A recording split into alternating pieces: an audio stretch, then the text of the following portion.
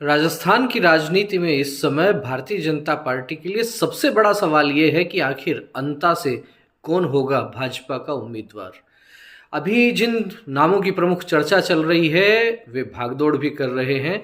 सबसे पहले बात करेंगे पूर्व विधायक पूर्व मंत्री प्रभुलाल सैनी की। प्रभुलाल सैनी को यूं तो वसुंधरा राजे के गुट का माना जाता था, लेकिन पिछले कुछ समय से दोनों के बीच दूरियां भी दिख रही थी और शायद यही कारण है कि अभी तक टिकट की घोषणा नहीं हो पाई है। लेकिन बड़ा जो है वो एक बदलाव इन सारे समीकरणों में आया है। आज वसुंधरा राजे से उनके निवास पर मिलने पहुंचे प्रभुलाल सैनी।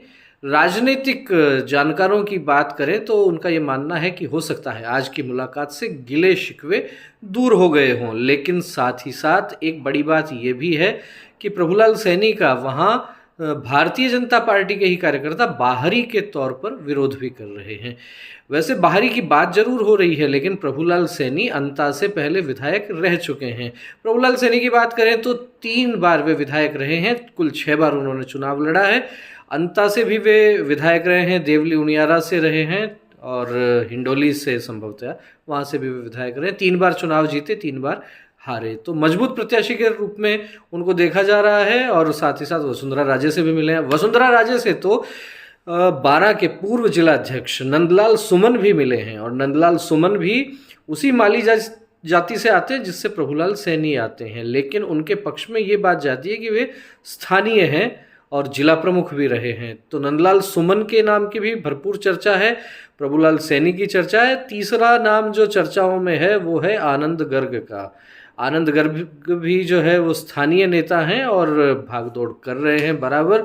अब देखना यह है कि भारतीय जनता पार्टी किस पर भरोसा जताती है। लेकिन वसुंधरा राजे अचानक कैसे इस सारे खेल में हम कहें कि एकदम इतनी प्रासंगिक हो गई हैं, तो उसके पीछे सबसे बड़ा कारण है अंता विधानसभा क्षेत्र आता है झालावाड़ लोकसभा क्षेत्र के अंतर्गत। धौलपुर झालावाड़ लोकसभा क्षेत्र जो है वहाँ से लगातार सांसद बन रहे हैं वसुंधरा राजे के बेटे दुष्यंत सिंह।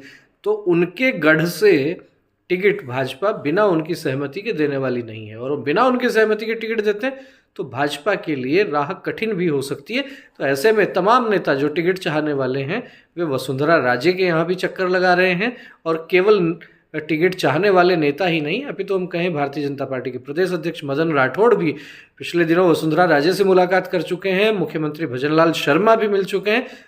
तीनों नेताओं की साथ में बैठक भी हुई, लेकिन हल अभी तक नहीं निकला है। तो देखते हैं, समय बहुत कम बचा है, किसको टिकट मिलेगी भारतीय जनता पार्टी से।